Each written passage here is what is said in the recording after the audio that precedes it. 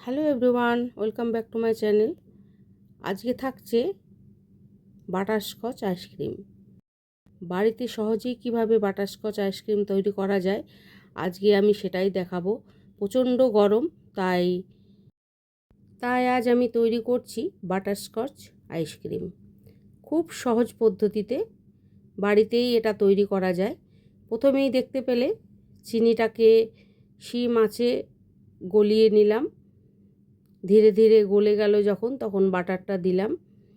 হালকা সিম আঁচে ক্যারামেলটা তৈরি করতে হবে। এরপর আমি কাজু বাদামটা এর মধ্যে দিয়ে দেব। তোমরা এর মধ্যে কাঠবাদামও দিতে পারো বা এই শুধু চিনি দিয়েই তৈরি করতে পারো। ক্যারামেলটা তৈরি হয়ে গেছে। এখন আমি এই কাজু বাদামটা দিয়ে দেব। কাজু বাদামের টুকরোগুলো দিয়ে দিলাম। আঁচটাকে অফ করে দিলাম। বাটারস্কচ আইসক্রিমের স্বাদ একটু আলাদা। মাখনের হালকা ঘ্রাণ, ক্যারামেলের মিষ্টি টান আর মাঝে মাঝে ক্রাঞ্চি নাটস। ছোট্টবেলায় জন্মদিনে বিশেষ বিশেষ অনুষ্ঠানে এই ফ্লেভারটা অনেকেই খেয়েছো। সেই স্মৃতি আজও জিভে লেগে আছে, তাই কোনো অসুবিধা হবে না এর স্বাদ বুঝতে। তাই আজকে আমি বাড়িতেই তৈরি করছি বাটারস্কচ আইসক্রিমটা। একটু অন্যরকমভাবে তৈরি করব। সবচেয়ে বড় কথা, নিজের হাতে বানানোর আনন্দটাই আলাদা। একটা বাটার পেপারে আমি এই ক্যারামেলটা তুলে রাখছি। ঠান্ডা হয়ে গেলে এটাকে আমরা টুকরো টুকরো করে নেব। যতক্ষণ না ঠান্ডা হচ্ছে, তাই এটাকে হাওয়ার মধ্যে রাখতে হবে। ঠান্ডা হয়ে গেলে বেশ শক্ত হয়ে যায়।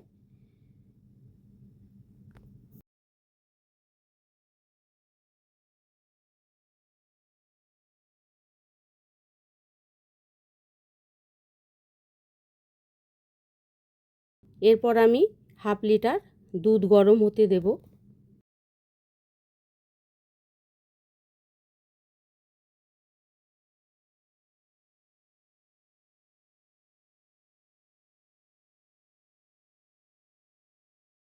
হাতা বা খুন্তির সাহায্যে এভাবে নেড়ে দিতে হবে যাতে দুধের মধ্যে সর না বসে।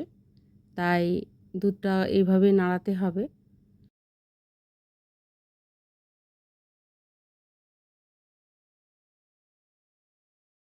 এবার আমি এটাকে ঠান্ডা হওয়ার জন্য ফ্যানের নিচে রাখবো।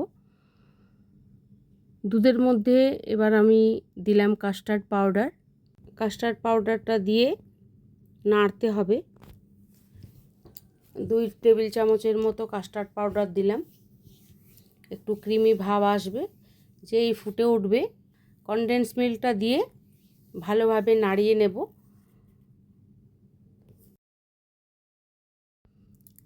একটু ঘন হওয়া অবধি নাড়াতে থাকবো। দুধটা একটু ঘন হয়ে গেলেই আমরা গ্যাসের ফ্লেমটা অফ করে দেব। ঠান্ডা হওয়া অবধি এভাবে নাড়তে থাকবো। ঠান্ডা করে নিয়ে আমরা ব্লেন্ডারে এটাকে ব্লেন্ড করে নেব।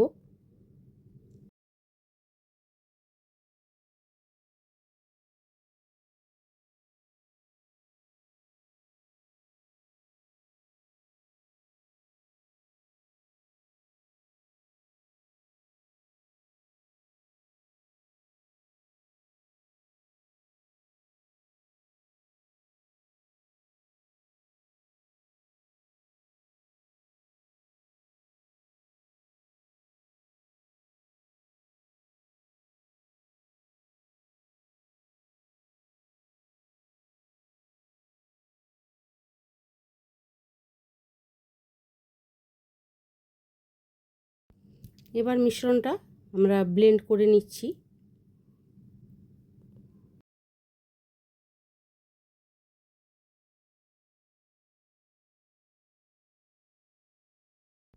ব্লেন্ড হয়ে যাবার পর এর মধ্যে দেব হুইপড ক্রিম।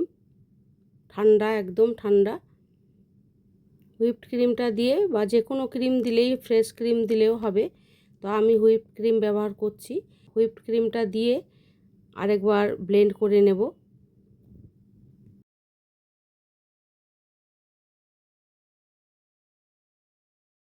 ব্লেন্ড হয়ে গেছে। এবার একটা কন্টেনারে দিয়ে যে ক্যারামেল তৈরি করেছি তার টুকরোগুলো আমরা দিয়ে দেব, ভালোভাবে মিশিয়ে নেব। মিশিয়ে নিয়ে 5-6 ঘন্টার মতো ডিপ ফ্রিজে রেখে দেব।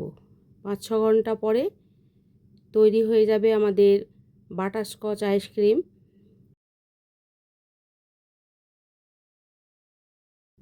4-5 ঘন্টা ডিপ ফ্রিজে রেখে দিলেই তৈরি হয়ে যাবে বাটারস্কচ আইসক্রিম ঘরোয়া স্বাদের। তোমরা বাড়িতে অবশ্যই এই রেসিপিটা ট্রাই করবে। গরমে দোকান দিয়ে কিনে খাওয়ার আর দরকার পড়বে না। তৈরি হয়ে গেল আমাদের butterscotch ice cream. Soft, tasty, creamy সমস্ত মিলিয়ে একদম পারফেক্ট বাটারস্কচ আইসক্রিম। ভিডিওটা কেমন লাগলো তোমরা অতি অবশ্যই জানাবে। বাড়িতে অবশ্যই ট্রাই করবে সহজ পদ্ধতিতে এই আইসক্রিম। আজকে এখানেই রাখলাম। সবাই ভালো থাকবে, সুস্থ থাকবে। আর এইরকম রেসিপি পেতে গেলে চ্যানেলটাকে অবশ্যই লাইক, সাবস্ক্রাইব, শেয়ার করতে হবে। আজ রাখি।